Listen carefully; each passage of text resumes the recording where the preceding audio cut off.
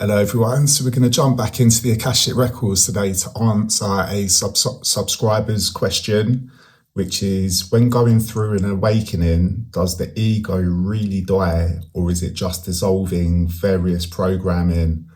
And this is from Mir Carlide. Sorry if I pronounced that wrong. It's a tough one to know how to pronounce it.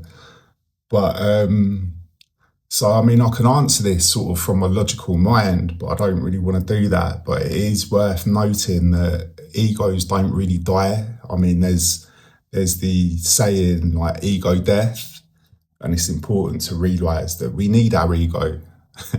Otherwise, we just wouldn't be motivated to do anything if it wasn't for our ego, because it gives us that drive. But I think it's more important to know that it's more about keeping our ego in check.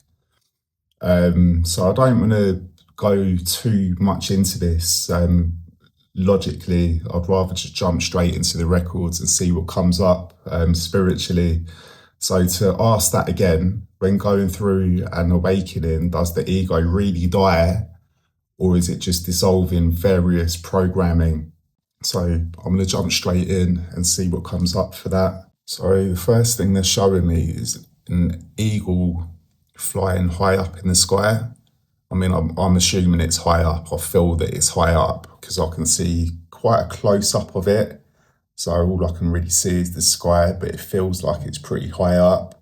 It's just gliding around. I'm getting that it's praying for food.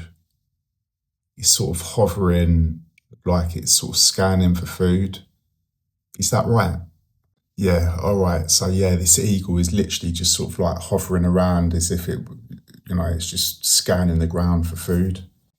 Now I'm seeing, it's a difficult one to explain, but I'm seeing loads of dark rocks accumulated in like a big mound, but it looks like it's on top of a mountain.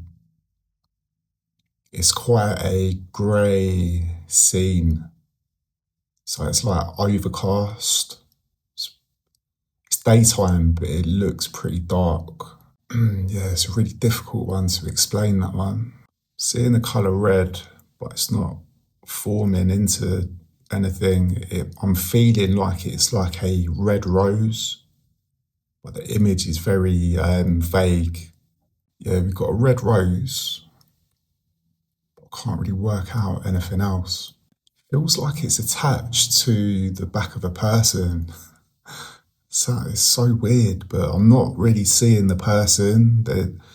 I'm seeing the rose now, but it just feels like it's attached to the back of someone's head, with the stem coming down their body and the rose sort of there, but pointing backwards. That's a really weird one. Yeah, I couldn't see the person, but I could feel them there, which in itself is really hard to explain, to put into words. Is there anything else that you'd like to add to this? So I saw a motorbike, and then outside I could hear a motorbike. You probably heard it, actually, like a Harley Davidson. So that's a really huge synchronicity, picturing the motorbike and then hearing it. God, it's really ambiguous for me at the moment. Let's see what else comes up. Now I'm getting the moon. So I'm seeing, sometimes during the day we can see the moon. This is a full moon, but it's quite big in the sky. Let's get Dave involved in this one. This is really sort of ambiguous. Okay, so we've got a subscriber question, which was, when going through an awakening, does the ego really die, or is it just dissolving various programming? And the visions and feelings that I got were, at first I could see an eagle high up in the sky, like it was scanning for prey. Although I got the feeling that the eagle is representing our higher selves. So I saw dark boulders which felt like they were on top of a mountain. The weather was very overcast. It was daytime, but it was quite dark. It seemed like overcast. And then I saw a red object which sort of transformed into like a rose. It's very vague, the vision, but then I felt like it was attached to the back of a human, but the rose was sort of above the head and the stem was coming down the neck to the top of the back. Very strange one. But then I heard a motorbike in my mind, and then I heard one outside. Yeah, very loudly. There's a motorbike that went past. And then I saw it was daytime, but there was a full moon in the sky, like quite large. So what's the symbolism there? All right, so here's the symbolism. The ego doesn't actually die during awakening. What dissolves is identification with its conditioning. The structures remain, but they stop running the system. The ego represents higher awareness or the higher self. It isn't attacking or destroying anything. It's observing, scanning, discerning. That tells us this phase of awakening is about seeing clearly rather than annihilating the ego. The mountain is initiatory ground. You don't arrive there accidentally. The flat, leveled area suggests a plateau rather than a climb, a pause where accumulated inner structures become visible. The dark boulders are condensed programming, survival patterns, old beliefs, emotional armoring, ancestral and cultural conditioning. They're stacked, not fused, which means they can be dismantled rather than destroyed.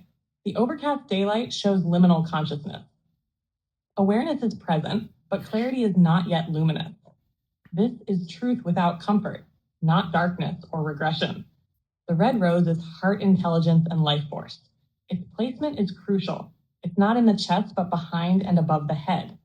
That suggests the heart has been present, but operating in the background, carried rather than consciously led. The stem running down the neck indicates the bridge between mind and body. Awakening here is about reuniting heart and mind as not erasing the ego. The rose rising above the head shows heart intelligence beginning to oversee identity rather than being suppressed by it. The motorbike heard internally and then externally is a confirmation synchronicity. It signals alignment with the field and indicates momentum is increasing. A motorbike symbolizes speed, individuality, and forward movement without insulation, suggesting the process is accelerating and requires presence. The daytime full moon is integration. The unconscious, emotional, intuitive layers are visible within ordinary awareness. Shadow is accessible without taking over. This is not ego death. It's coexistence and integration. Taken together, the vision says awakening is not about killing the ego.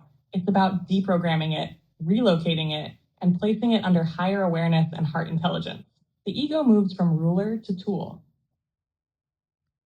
Yeah, that's brilliant, actually. One thing that came to me while listening to that was if you look in all the pictures of Christ, or at least the depictions of Christ anyway, he's always got a like an orb of light behind him, they call it a halo, but it's nothing to do with a halo. There's always a circle behind him, and this represents Christ consciousness, and it represents awakening. There's so many layers to what it can actually mean, but with Christ specifically, that's where Christ comes from, Christ consciousness. It's like a level of it's a level of consciousness, like awakened consciousness.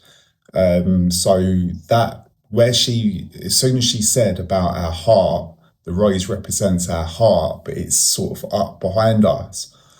I was like, aha, yeah. So this is to do with Christ consciousness, about our heart.